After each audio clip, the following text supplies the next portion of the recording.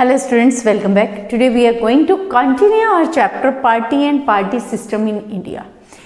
In our previous lecture we discussed regarding political party, meaning of political party, कितनी तरह की political parties होती हैं, party system क्या होता है, all these points we discussed in our last lecture. आज के लेक्चर में हम बात करेंगे उस समय की जब हमारा देश आज़ाद हुआ था। जब हमें आज़ाद हुआ था तो यू मस्ट रिमेंबर कि फर्स्ट चैप्टर में हमने बात की थी चैलेंजेस ऑफ नेशन बिल्डिंग में कि हमारे सामने 3 चैलेंज थे। उनमें से एक चैलेंज था to the establishment of democracy, democracy को एस्टैब्लिश करना। अब डेमोक्रेसी को एस्टैब्लिश करने के लिए क्या रिक्वायरमेंट थी? इलेक्शन करवाना, क्योंकि अगर इलेक्शन नहीं होंगे तो डेमोक्रेसी नहीं होगी, राइट। तो डेमोक्रेसी तभी एस्टैब्लिश की जा सकती थी जब इलेक्शन सक्सेसफुली कंडक्ट करवाए जाए। तो इसके लिए अब इलेक्शन कैसे कंडक्ट करवाए जाएं, कौन लोग होंगे जो वोट देंगे, क्या वोटिंग राइट सिर्फ मेल को होगा, फीमेल को होगा या सभी लोगों को होगा, और कोई एज क्राइटेरिया होगा इसके लिए। तो ये एक बहुत बड़ी डिस्कशन का जो था इशू था और एक बड़ा चैलेंज था कि सक्सेसफुली इलेक्शंस कैसे कंडक्ट करवाए जाए। ऐसे में इलेक्शंस को कंडक्ट करवाने के लिए 1950 में इलेक्शन कमीशन, जनवरी 1950 में इलेक्शन कमीशन एस्टैब्लिश किया गया। और जो ये इलेक्शन कमीशन एस्टैब्लिश किया गया, इसके फर्स्ट इलेक्शन कमिश्नर कौन थे? He was Sukumar Sen, the first election commissioner of India, right. Sukumar Sen, ये आपका 1 मार्क क्वेश्चन में पूछा जा सकता है। अगर आप रियली आपको लगता है कि आप इन लेक्चर से आपको बहुत बेनिफिट मिल रहा है तो अपने जो आपके फ्रेंड सर्कल में हैं उनको भी इन लेक्चर्स का लाभ देना मत भूलिए, उनके साथ शेयर कीजिए, उनसे सब्सक्राइब करवाइए, ताकि जैसे आप इन लेक्चर्स का बेनिफिट ले रहे हैं वो लोग भी इन लेक्चर से जो है अपनी अंडरस्टैंडिंग अच्छी कर पाएँ और उनकी जो प्रॉब्लम्स है वो भी सॉल्व हो पाए। अब जब ये इलेक्शन कमीशन बना था तो इलेक्शन कमीशन में की जो बेसिक रिक्वायरमेंट थी, यानी इसकी ज़रूरत क्यों पड़ी थी, as earlier we have discussed कि इसकी ज़रूरत क्या थी? Drawing boundaries of electoral constituencies. Constituencies का मतलब क्या होता है? एरिया जहां पर इलेक्शंस करवाए जाते हैं, राइट। तो किन किन एरियाज में इलेक्शन करवाए जाए, उन कॉन्स्टिट्यूएंसीज की बाउंड्रीज को निर्धारित करना, उनको डिटरमाइन करना, डिफाइन करना कि इन कॉन्स्टिट्यूएंसीज में इलेक्शंस करवाए जाएंगे। एज वेल एज दूसरा था जो मेन बहुत ही टफ टास्क था, दैट वाज इलेक्टोरल रोल, यानी कंसिस्टिंग एलिजिबल वोटर्स, की कौन से वोटर्स हैं जो एलिजिबल हैं, जिनको वोट देने का राइट है, राइट। तो उन वोटर्स की एक लिस्ट भी तैयार करना, ये क्या था? बेसिक रिक्वायरमेंट्स जो किसको पूरी करनी थी? इलेक्शन कमीशन को, राइट। अब जब फर्स्ट जनरल इलेक्शंस करवाए गए तो फर्स्ट जनरल इलेक्शंस ये कहा जाता है कि इंडिया के जो फर्स्ट जनरल इलेक्शन से became landmark in the history of democracy in the whole world. पूरे वर्ल्ड में इंडिया जो डेमोक्रेसी की इतिहास है, जो डेमोक्रेटिक की हिस्ट्री है, उसमें डेमोक्रेसी की हिस्ट्री में एक लैंडमार्क, एक मील का पत्थर साबित हुए थे। कैसे हुए थे? ये जो स्टेटमेंट है itself a question of 6 marks. आपसे ये पूछा जा सकता है कि that first general election of India became landmark in the history of democracy in the whole world, justify the statement या prove the statement by giving suitable examples और suitable arguments, right. तो वो कैसे हुए थे? कंप्लीट एक question है, the answer which we are going to discuss now. अब ये कैसे मील का पत्थर साबित हुए? क्योंकि जब इंडिया आज़ाद हुआ था तो चर्चिल एंड अदर्स, बहुत से क्रिटिक्स ऐसे थे जिनका ये कहना था कि इंडिया में वास्ट पॉपुलेशन है, डाइवर्सिटी ऑफ पीपल है, अलग अलग धर्मों के, अलग अलग कलर के, रिलीजन के लोग हैं। तो ऐसे में एक डाइवर्स कंट्री और एक जो है वास्ट पॉपुलेशन वाला बिग कंट्री, और जिसके लोग पुअर हैं, गरीब हैं, इलिटरेट हैं, अनपढ़ हैं, तो ऐसी कंट्री में इलेक्शन सक्सेसफुली कंडक्ट करवाना जो है वो पॉसिबल नहीं है। और अगर किसी तरीके से यहाँ डेमोक्रेसी एस्टैब्लिश हो भी गई तो वो लंबे समय तक चलने वाली नहीं है। ऐसे में सक्सेसफुली इलेक्शंस करवाना और डेमोक्रेसी को एस्टैब्लिश करना फ्री एंड फेयर तरीके से एक बहुत बड़ा चैलेंज था, राइट। तो इलेक्शन से पहले क्या था, more population was there, these were the difficulties, ये सारी क्या है डिफिकल्टीज थी जो इलेक्शन कमीशन के सामने थी, जो इंडिया के सामने थी डेमोक्रेसी एस्टैब्लिश करने में। सबसे पहले क्या प्रॉब्लम थी, मोर पॉपुलेशन, इंडिया की पॉपुलेशन बहुत ज्यादा थी, more than 17 crore voters were there, 17 crore से ज्यादा वोटर्स थे। The strength of Lok Sabha was 489, उस समय में लोकसभा की टोटल स्ट्रेंथ कितनी थी 489 एंड अबाउट 3200 MLAs, यानी 489 MPs एंड 3200 MLAs को इलेक्ट करना था वोटर्स ने वोट देकर। Then more than 3 lakh officers and polling staff were to be trained, election करवाने के लिए। अब तो क्या है, अगर अब इलेक्शन होते तो everyone know what are the proper steps, step by step वो आराम से कर लेते हैं, लेकिन उस समय में क्या था, it was our first experience, किसी को भी कुछ नहीं मालूम था कि कहाँ क्या कैसे करवाना है। तो ऐसे में 3 लाख ऑफिसर्स को ट्रेन करना था, जिनका काम क्या था, सक्सेसफुली इलेक्शंस को कंडक्ट करवाना, right. Then it was a big test of democracy in poor and illiterate country, as earlier we had discussed कि ये इलेक्शन करवाना क्या था, एक तरह से इतनी बड़ी पुअर कंट्री में और इलिटरेट कंट्री में डेमोक्रेसी को एस्टैब्लिश करवाने का एक टेस्ट था, राइट। अब उस टेस्ट में इंडिया पास होगा या नहीं होगा, ये एक बहुत बड़ा चैलेंज था, क्लियर। लेकिन ये सारी प्रॉब्लम्स थी बिफोर द इलेक्शंस। अब इलेक्शंस के बाद इंडिया ने प्रूव किया कि yes democracy can be establish. कैसे प्रूव किया, after the election were competitive, competition रहा बड़ा अच्छा।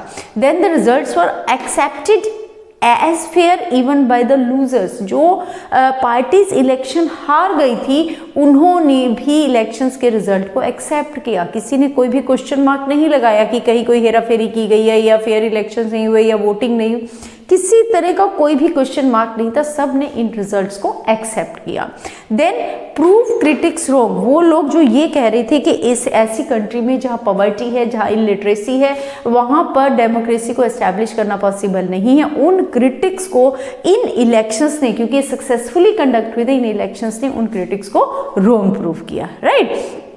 इसके अलावा universal adult franchise, universal adult franchise का मतलब क्या होता है, जहां हर व्यक्ति those who are above the age of 18 and above, उनको वोट देने का राइट होता है, that is universal adult franchise. पहले ये एज जो थी दैट वाज 21, लेटर ऑन इसको क्या कर दिया 18, राइट। जबकि बहुत सारी यूरोपियन कंट्रीज ऐसी हैं जो इंडिपेंडेंट है, लेकिन वहां आज भी विमेंस को राइट देने का वोट देने का राइट नहीं है।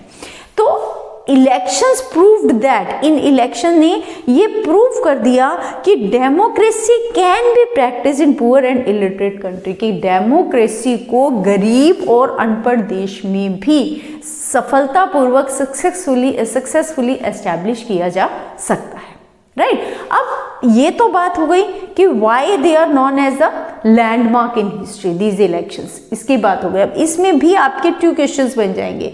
अब ये क्यों हुआ, क्योंकि पहले ये प्रॉब्लम्स थे और इन सारी प्रॉब्लम्स को सॉर्ट आउट करते हुए हमने सक्सेसफुली इलेक्शंस कंडक्ट करवाए और वर्ल्ड के सामने एक एग्जाम्पल पेश किया, राइट।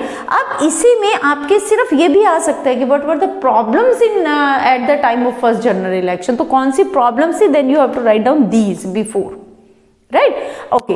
अब इसके बाद जो नेक्स्ट आता है Congress domination in first 3 general election, as we all know very well कि पहले जो 3 जनरल इलेक्शंस हुए थे कौन कौन से, 1952 के, 57 के, एज वेल एज इन 1962, इन तीनों जनरल इलेक्शंस में कौन कौन से 3 जनरल इलेक्शन की हम बात कर रहे हैं, 1952, 57 एंड 1962।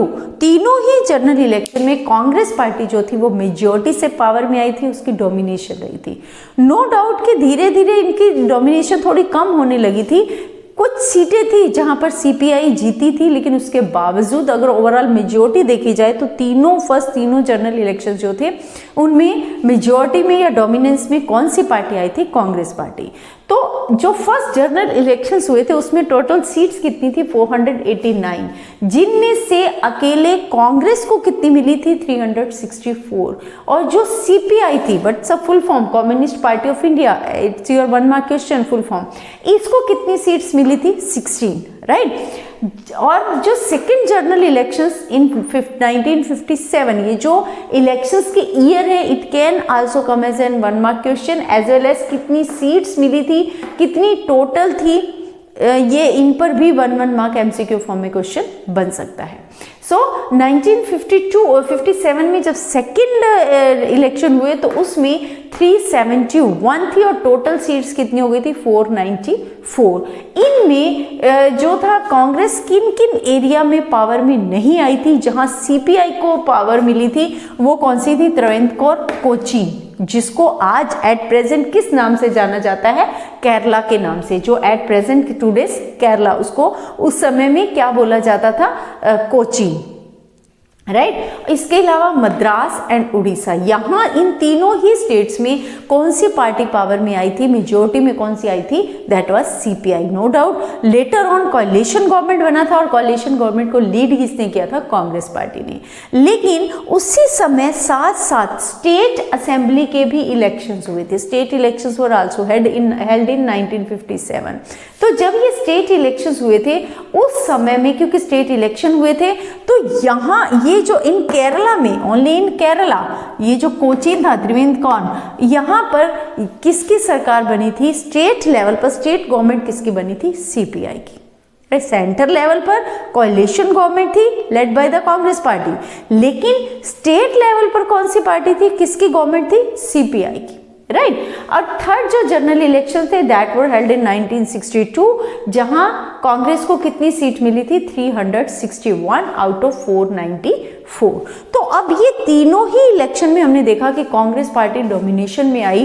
तो अब क्वेश्चन आता है कि what were the factors why Congress was in dominant. तो ये आपका फिर से अगेन आपका ये 6 मार्क्स वेरी इंपॉर्टेंट क्वेश्चन बन जाता है, that what were the factors responsible for the Congress party dominance, कि कांग्रेस को बार बार हर इलेक्शन में, फर्स्ट इलेक्शन में डोमिनेशन में वो क्यों आ रही थी, मेजोरिटी क्यों मिल रही थी, तो उसके पीछे क्या कारण थे। सबसे पहला था legacy of national movement. Legacy का मतलब होता है विरासत, यानी विरासत में एक नेशनल मूवमेंट थी। इसका मतलब क्या है, क्योंकि जो कांग्रेस पार्टी थी आईएनसी, इंडियन नेशनल कांग्रेस, ये क्या थी, ओल्डेस्ट पार्टी इन एशिया, जो 1885 में एस्टैब्लिश हुई थी और सबसे पुरानी एशिया की पार्टी है, सबसे पहले ये जो थी एस्टैब्लिश हुई थी।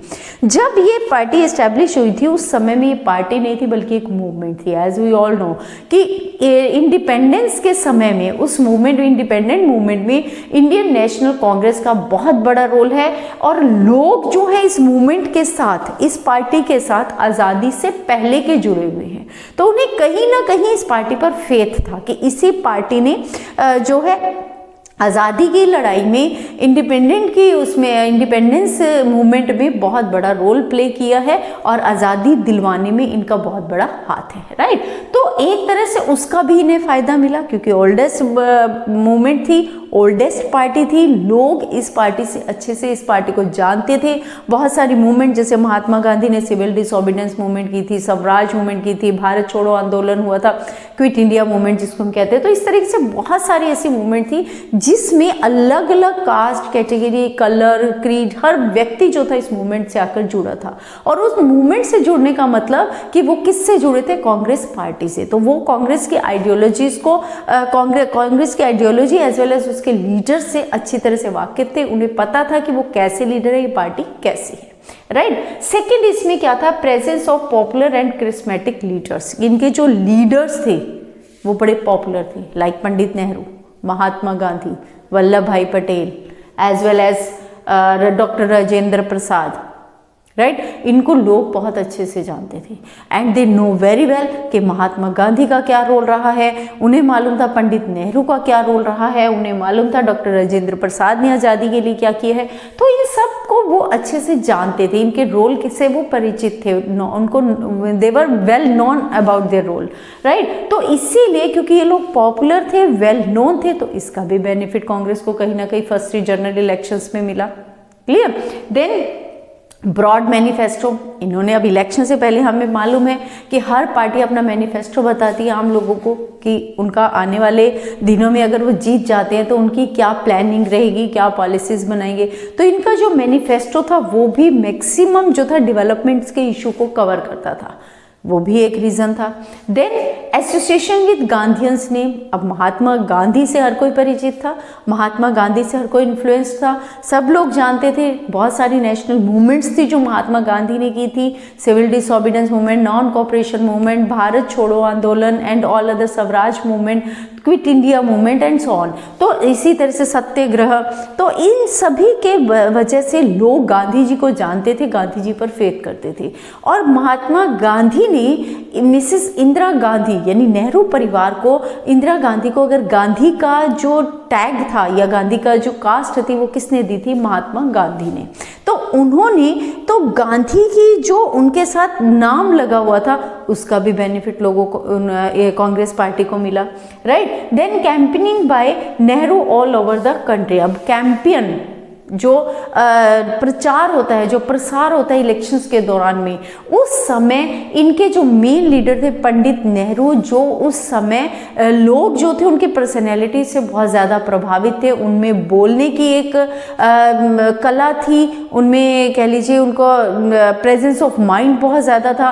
तो इन सब चीज़ों से लोग जो थे ऑलरेडी प्रभावित थे। जैसे आप एट प्रेजेंट ले सकते हैं प्रधानमंत्री मोदी को, कि कहीं भी इलेक्शंस होते हैं तो प्रधानमंत्री मोदी अगर जाते हैं तो चाहे हम किसी भी इशू को लेकर उनके अगेंस्ट सोच भी रहे हैं ना, स्टिल जब हम उनको सुनते हैं तो हमें कहीं ना कहीं ये लगता है कि यस, अगर कोई बोलने वाला और सही बात करने वाला है तो वो प्रधानमंत्री मोदी है, राइट। किसी और की रैली में भीड़ आए ना आए, जहां पर भी प्रधानमंत्री मोदी की रैली होती है वहां पर भीड़ जरूर होती है। क्यों होती है? क्योंकि उनकी एक पर्सनैलिटी है जो लोगों पर अफेक्ट करती है, उनमें एक लीडरशिप क्वालिटी है। तो सेम इसी तरीके से उस समय में पंडित नेहरू जो थे वो एक फेमस और पॉपुलर लीडर थे, एक ऐसी पर्सनैलिटी थे जिनका लोगों पर अफेक्ट था, राइट। तो वो खुद जाकर कैंपेन करते थे, प्रचार और प्रसार करते थे, उसका भी बेनिफिट मिला। तो ये सारे रीजंस क्या थे?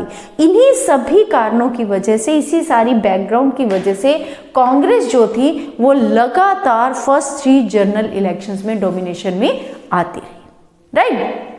तो हमने आज इस लेक्चर में हमने किसके बारे में बात की? हमने बात की इलेक्शन कमीशन की, व्हाट वाज देयर रिक्वायरमेंट और व्हाई इट वाज एस्टैब्लिश। ये क्वेश्चन इस तरीके से भी पूछा जा सकता है, as well as first general election से पहले क्या प्रॉब्लम्स थी, आफ्टर दैट ये कैसे लैंडमार्क साबित हुआ, right. Then we had discuss regarding the Congress domination in first 3 general election, कितनी सीट्स कहाँ से मिली, सीपीआई कहाँ से जीती, कहाँ पर जो थी सीपीआई की गवर्नमेंट बनी और कहाँ सेंटर में कांग्रेस की गवर्नमेंट बनी। Then factors responsible for the Congress domination, इनके बारे में हमने बात किया। All this is about the today's lecture. Hopefully everything is clear to you. In our next video we will continue this chapter. Thank you.